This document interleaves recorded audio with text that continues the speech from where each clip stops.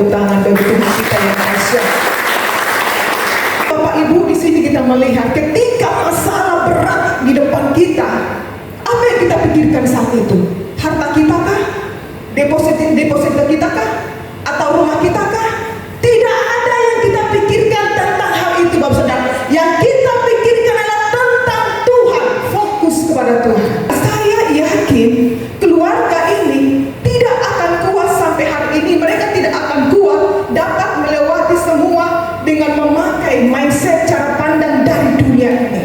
Tetapi saya terlalu yakin, Bapak Saudara, keluarga ini dapat melewati semua beban berat yang mereka hadapi, dan hingga ada saat ini mereka kuat dapat menyaksikan kedahsyatan Tuhan dalam hidup mereka. Mereka melihat masalah berat dalam hidup mereka dari perspektif firman Tuhan. Itulah yang menjadikan mereka kuat sampai hari ini. Amin, Bapak Saudara. Jadi kesaksian ini, Bapak Saudara, ada hubungannya dengan kebenaran firman Tuhan. Saya menyimak dari awal sampai akhir, berhubungan sekali tentang firman Tuhan. Bagaimana kita ketika masalah yang kita hadapi, kita hanya memuji, berdoa kepada Tuhan, bukan hal lain lagi ada di pikiran ini. Sebenarnya saya harus tutup, tinggal aplikasinya. Nah, pagi hari ini saya akan berbicara tentang cara pandang kita akan ada pengaruhnya bagi seluruh kehidupan kita. Cara pandang kita akan berpengaruh kepada seluruh kehidupan kita. Seluruh hidup kita mencakup pikiran, perasaan, emosi, tindakan, bahkan perkataan, bahkan keputusan yang kita buat. Jadi cara pandang, cara kita melihat, itu akan berpengaruh kepada seluruh hidup kita. Amin. Kita langsung saja kita buka di dalam ayat firman Tuhan, Roma pasal 12 ayat 1 sampai 2. Saya tidak lama-lama. Roma pasal 12 ayat 1 sampai 2.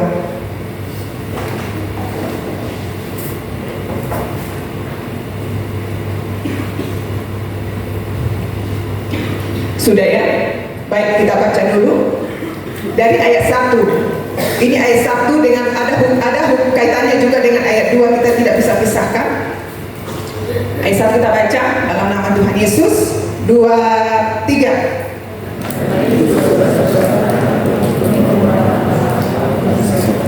Supaya kamu mempersembahkan tubuhmu sebagai persembahan yang hidup, yang kudus, dan yang berkenan kepada Allah. Ini adalah ibadahmu yang sejati. Ayat yang kedua, janganlah kamu jadi serupa dengan dunia ini, tetapi berubahlah oleh pembaharuan budimu, sehingga kamu dapat membedakan manakah kehendak Allah, apa yang baik, yang berkenan kepada Allah, dan yang sempurna. Bapak Ibu, di ayat pertama dikatakan persembahkanlah tubuhmu. Tubuh dengan pikiran kita tidak bisa dipisahkan. Amin. Karena tubuh ini menyatu dengan pikiran kita. Nah, tubuh manusia terdiri dari 3 unsur: roh, jiwa, dan tubuh, atau tubuh, jiwa, dan roh. Ini tidak bisa dipisahkan. Perasaan apalagi sebagai tindakan, bahkan ada juga yang paling terdalam. Apa itu? Roh kita. Tubuh kita ini masih bisa kita sentuh, pikiran, tetapi roh inilah yang paling dalam, yang sering berhubungan dengan Tuhan. Saya tidak mau membahas itu terlalu lama. Nah, Bapak Ibu, kita dalam ayat pembacaan khususnya di ayat kedua ini, dalam perjalanan hidup sebagai orang percaya, yang walaupun kita berada dalam penyertaan dan pimpinan Tuhan, bukanlah perjalanan yang lepas dari masalah, bukanlah sebuah perjalanan tanpa tantangan dalam kehidupan kita, perjalanan yang mulus, tidak. Sekalipun kita orang percaya dalam pemeliharaan Tuhan, namun kita masih banyak menghadapi yang namanya tantangan dan peperangan yang tidak mudah, berbagai pergumulan yang harus kita hadapi, Bapak Saudara. Banyak orang yang jatuh bangun, bahkan mereka sampai menyerah, depresi, bahkan stres. Saudaraku, perlu kita ketahui, selama kita masih hidup di dunia ini, kita masih diperhadapkan yang namanya pergumulan atau tantangan. Betul Bapak Saudara? Tantangan hidup, godaan, bahkan yang membuat manusia jauh dari Tuhan. Itulah sebabnya Rasul Paulus mengingatkan jemaat di Roma pada waktu itu dengan tegas, dengan kata larangan, yaitu janganlah kamu menjadi serupa dengan dunia ini. Mari kita renungkan, ada apa dengan dunia ini Bapak Saudara? Ada apa dengan dunia ini yang membuat kita tidak boleh menjadi serupa dengannya? Kita tahu karena dunia ini dia dikuasai oleh dosa.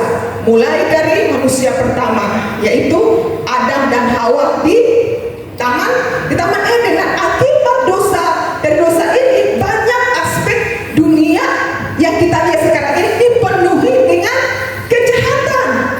Dosa merajalela, kemerosotan iman, penyesatan ajaran sesat, mabuk, masih banyak Bapak Saudara, ketidakadilan, penyembahan berhala, homoseks, lesbi. Inilah yang sedang terjadi di hari-hari ini. Hari-hari ini firman Tuhan harus keras. Dan Bapak Ibu ya, Bapak Ibu, supaya kita mengerti kehendak Tuhan dalam kehidupan kita. Dosa tidak malu-malu lagi dipertontonkan di depan umum. Sekarang ini dosa sedang merajalela Bapak Saudara. Oleh karena itu Rasul Paulus dengan tegas menyatakan supaya pikiran, mindset kita, cara pandang kita diperbaharui setiap hari. Karena dari pikiran inilah rentan sekali dosa. Bapak Saudara, hari-hari ini bagaimana kita mengerti kehendak Tuhan dalam kehidupan kita? Kalau tidak ada kebenaran di dalam roh ini, tidak ada kebenaran dalam pikiran kita. Yuk kita baca di dalam 1 Yohanes 2 pasal 2 ayat 16 sampai 17. Sebab semuanya yang ada dalam dunia, yaitu, boleh tampilkan 1 Yohanes pasal 2 ayat 16 sampai 17. Sebab semua yang ada di dalam dunia, yaitu keinginan daging dan keinginan mata serta keangkuhan hidup, bukanlah berasal dari Bapa, melainkan dari dunia. Dan dunia ini sedang lenyap dengan keinginannya. Tetapi orang yang melakukan kehendak Allah tetap hidup selama-lamanya. Bapak Saudara, orang yang melakukan kehendak Allah, ada pengecualian Bapak Saudara, akan hidup selama-lamanya, tidak binasa. Jadi bersyukurlah kita, Tuhan memilih saudara dan saya supaya hidup kita tidak binasa. Bapak Saudara, saya lanjutkan tadi. Di awal saya menyampaikan firman Tuhan di medsos, karena memang sekarang ini medsos ada hal yang baik, ada hal yang buruk juga. Di awal pandemi sudah berapa tahun Bapak Saudara? Kurang lebih 3 tahun ya. Dari awal itu Tuhan kasih hikmat. Saya bilang, Tuhan, apa yang harus sampaikan? Ini manusia di penjuru bumi ini merasa ketakutan. So tidak ada pengharapan, hilang pengharapan, takut mati dan lain sebagainya. Apa yang harus aku buat? Pakai handphonemu untuk memuliakan namaku. Saya tidak tahu berbicara Bapak Saudara di depan kamera, tapi disitulah proses-proses perjuangan, semuanya untuk memuliakan nama Tuhan. Amin. Jadi sampai sekarang puji Tuhan masih banyak yang merespon. Tuhan yang dipermuliakan, bukan manusia. Kita hanya sebagai Allah. Nah di sini kita melihat Bapak Saudara, tadi dikatakan di sana bahwa orang yang melakukan kehendak Allah tetap hidup selama-lamanya. Orang yang melakukan kehendak Tuhan, orang yang mengerti kehendak Tuhan, dia harus mengubah mindset, cara pandangnya. Kalau menggunakan cara pandang dari dunia ini, tidak akan bisa Saudara. Oleh sebab itu Rasul Paulus memberikan sebuah solusi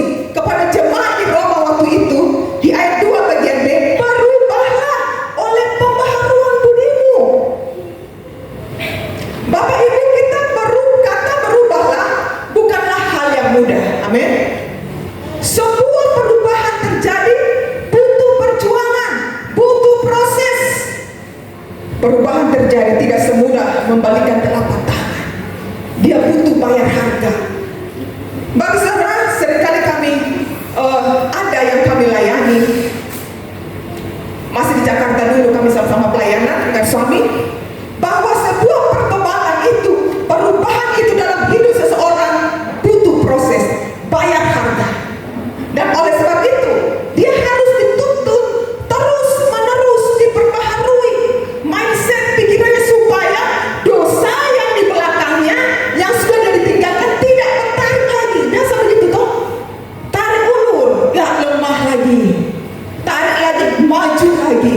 Inilah yang dimaksud oleh Rasul Paulus, supaya mindset, cara pandang kita diperbaharui oleh kebenaran firman Tuhan terus menerus supaya terjadi sebuah perubahan.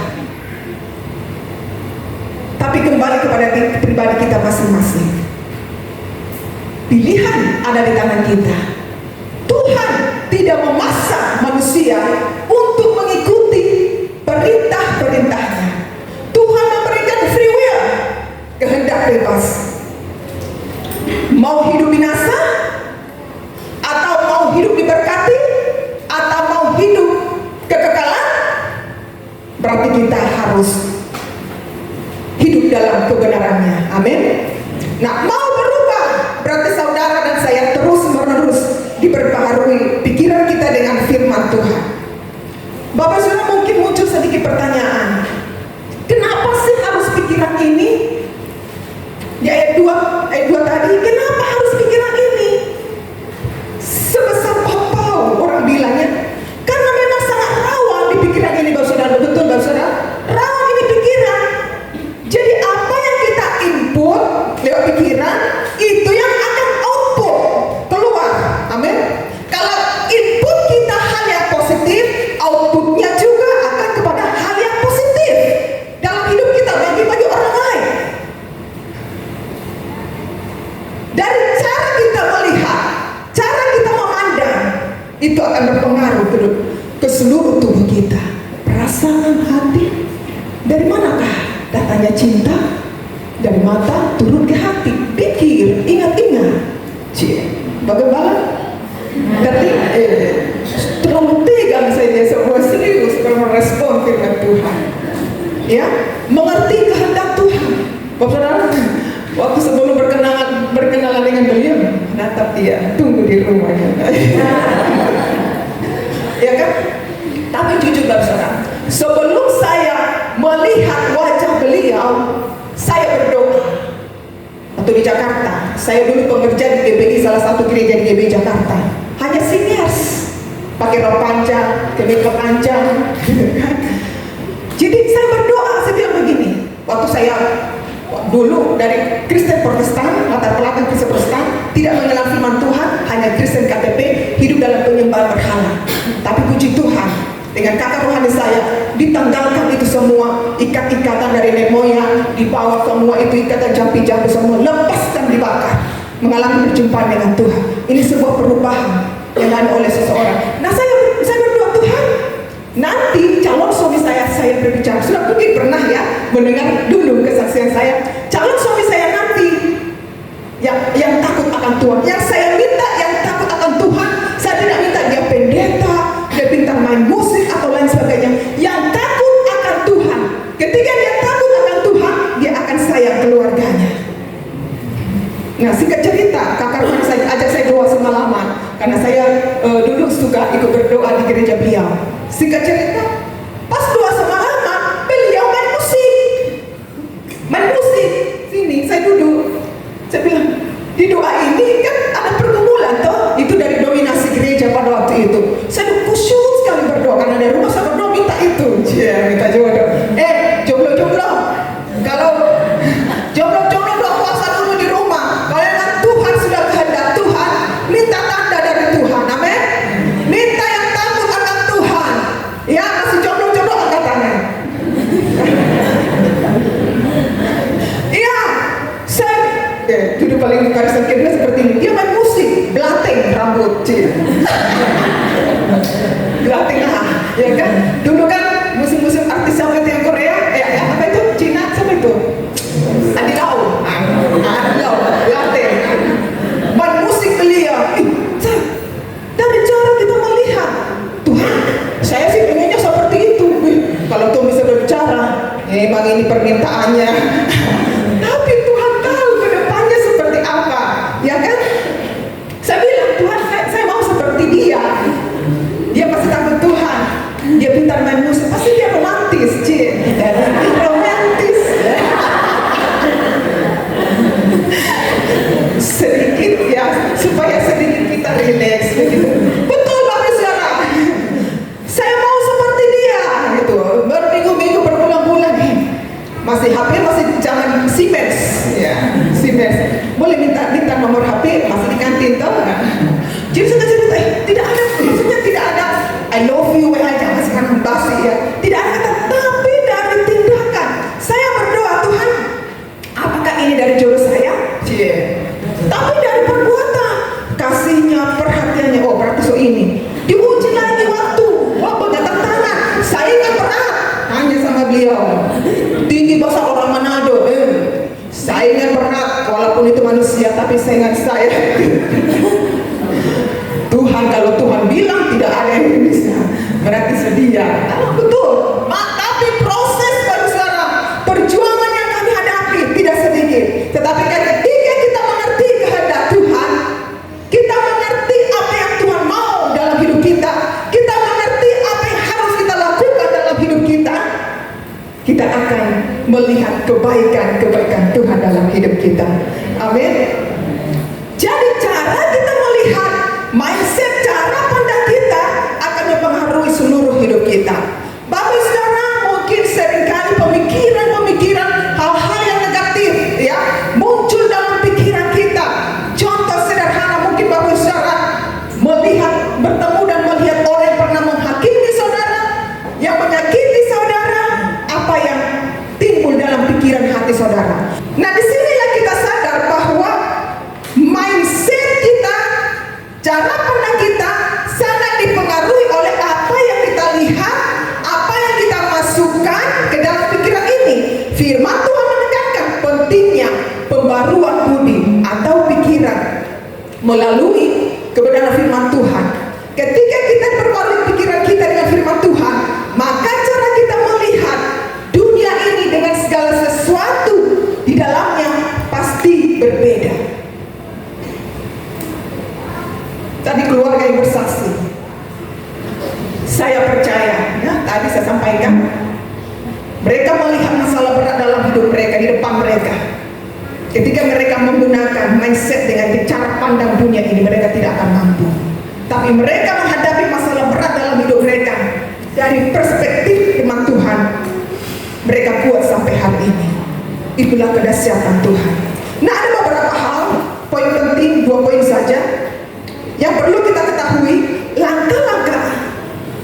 Langkah-langkah agar pikiran kita diperbarui dari pengaruh negatif dan mengerti kehendak Tuhan dalam hidup kita. Ini sebenarnya simple, saudara. Yang sering mungkin kita lakukan